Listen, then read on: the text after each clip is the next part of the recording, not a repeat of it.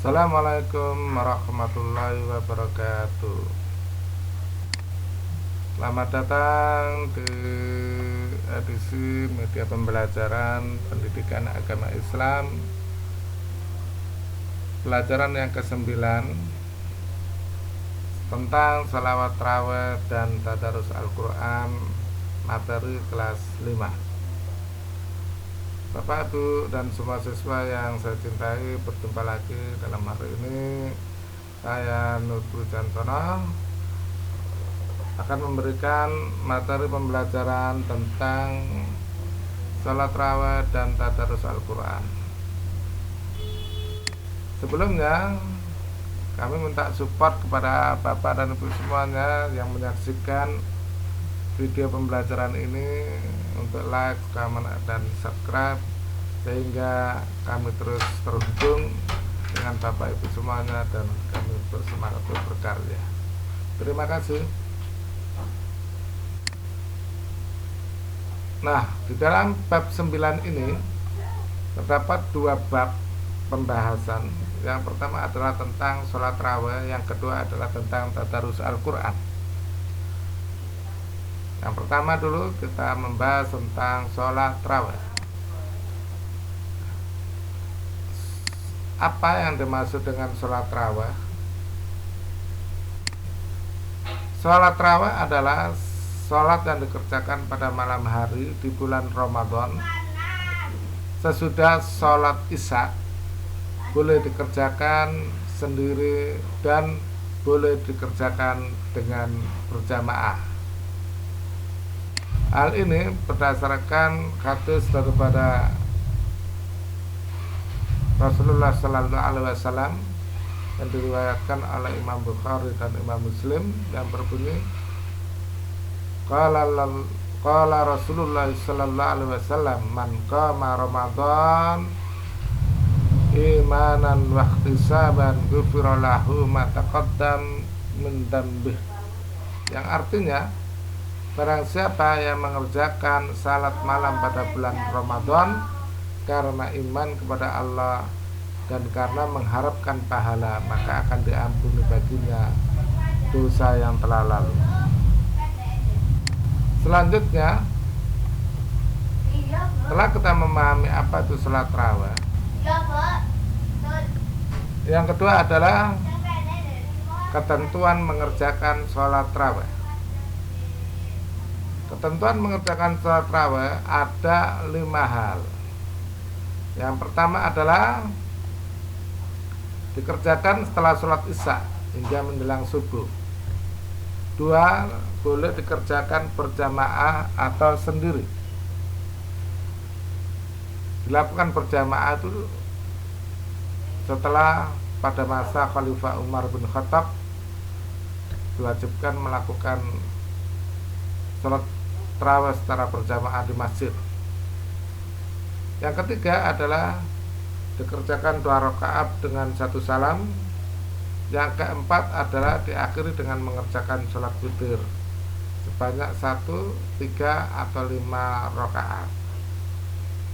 Sholat tarawih itu yang kelima, sholat tarawih itu ada yang dikerjakan 11 rakaat, di mana dari 11 rakaat itu 8 rakaat sholat tarawih dan 3 rakaat sholat witir.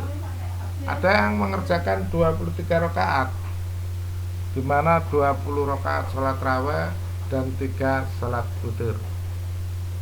Ini adalah ketentuan mengerjakan sholat tarawih. Paham ya anak-anak? Nah, kalau sudah paham, Pak Guru teruskan keterangannya. Selanjutnya adalah cara mengerjakan sholat tarawih. Di dalam setiap 2 rakaat sholat tarawih itu, yang pertama, pada rakaat pertama yang dibaca adalah niat sholat tarawih, 2 takbiratul ihram, kemudian membaca doa Al-Fatihah, baca doa iftitah, keempat membaca surat Al-Fatihah, yang kelima membaca surat Al-Quran 1 ayat atau 1 surat, yang keenam rukuk dengan doanya iktidal, sujud, duduk iftiras, duduk di antara dua sujud. Yang ke-10 adalah sujud yang kedua. Setelah itu berdiri mengerjakan rakaat yang kedua. Di dalam rakaat kedua, 1 membaca surat Al-Fatihah, 2 membaca surat Al-Quran atau 1 ayat. Yang ketiga melakukan rukuk, yang keempat i'tidal, yang kelima sujud, yang keenam iftirash, duduk di antara dua sujud, yang ketujuh sujud yang kedua, yang kedelapan tasahud akhir, yang ke-10 salam. Jadi 2 rakaat di dalam sholat raweh yang jumlahnya 11 atau 23 itu dalam 2 rakaat harus memenuhi ketentuan-ketentuan mengerjakan yang telah kami sebutkan tadi. Nah, selanjutnya kita akan mengetahui bagaimana sih niat sholat raweh itu bunyinya. Mari kita baca bersama-sama. Bismillahirrahmanirrahim. Usalli sunnatat tarawih rak'ataini mustaqbilal qiblati adaan ma'muman atau imaman lillahi ta'ala, yang artinya saya berniat mengerjakan salat raweh 2 rakaat menghadap kiblat menjadi makmum atau imam karena Allah Ta'ala. Dan untuk lebih jelasnya, niat sholat raweh ini bisa dilihat di link YouTube ini. Nanti saya sertakan di deskripsinya untuk membantu menghafal anak-anak niat sholat raweh. Selanjutnya adalah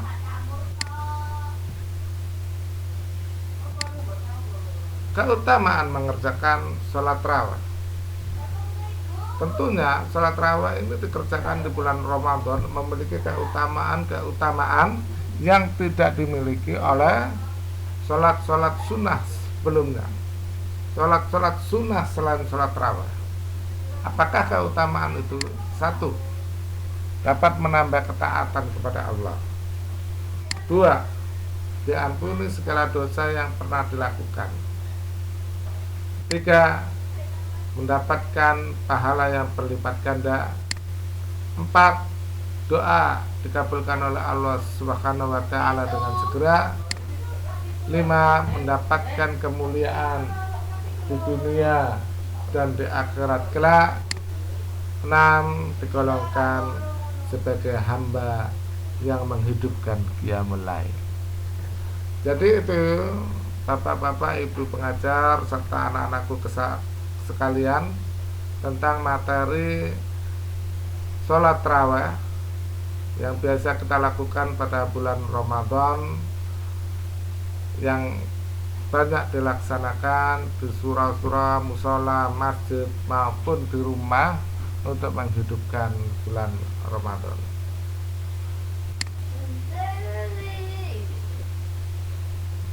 Selanjutnya nanti kita akan membahas bab yang kedua, yaitu tadarus Al-Quran. Nah, kita lanjutkan pelajaran tentang sholat raweh. Tadarus Al-Quran ini adalah materi yang kedua. Taklid tadarus Al-Quran. Apakah arti tadarus Al-Quran itu? Pertama, kita mengurai tadarus itu berasal dari kata darosa, artinya belajar. Kalau lebih jauh, ya bisa memiliki arti mempelajari, juga bisa memiliki arti meneliti, juga bisa mempunyai arti menelaah, juga bisa memiliki arti mengambil pelajaran. Oleh sebab itu, tadarus Al-Quran adalah mempelajari Al-Quran dengan meneliti, mempelajari isinya, menelaah Al-Quran dan mengambil pelajaran yang ada di dalam Al-Quran. Telah memahami tadarus Al-Quran secara yang sebenarnya, maka amalan tadarus Al-Quran yang dilakukan setiap bulan Ramadan itu adalah intinya belajar tentang Al-Quran, baik segi membaca, baik segi isi kandungannya, dan baik dari segi pelajaran-pelajaran yang hendak diambil daripada Al-Quran tersebut. Nah, bisa digambarkan suasana tadarus Al-Quran bisa digambarkan dalam gambar seperti ini. Ada anak-anak yang membaca Al-Quran dibimbing oleh seorang ustadz yang mahir dalam membaca Al-Quran. Oleh sebab itu, dalam tadarus Al-Quran bisa dilakukan di rumah, di musola maupun di masjid. Nah, bagaimana cara tadarus Al-Quran yang baik? Nah, ini ada beberapa tadarus Al-Quran yang baik. 1. Hendaklah berwudu terlebih dahulu. Ini disebut. 2. Mengawalinya dengan membaca ta'awud dan basmalah. Bacaan ta'awud adalah a'udzubillahi minasyaitonirrajim. Bacaan basmalah adalah bismillahirrahmanirrahim. Yang ketiga, kita melakukannya membaca Al-Quran di tempat yang bersih. Yang keempat, harus berbusana bersih dan menutup aurat dengan rapi. Aurat adalah bagian tubuh yang wajib ditutupi. Kalau perempuan adalah seluruh anggota tubuh kecuali wajah dan telapak tangan. Kalau laki-laki auratnya antara pusar sampai lutut. Yang kelima, dianjurkan menghadap kiblat, menghadap Baitullah. Yang keenam, membaca Al-Quran dengan tenang dan tidak tergesa-gesa. Yang ketujuh, membaca dengan suara sedang, tidak terlalu lemah, tidak terlalu keras. Yang kedelapan, tidak berbicara atau bersendagura ketika membaca Al-Quran. Itu adalah adab atau cara melakukan tadarus Al-Quran.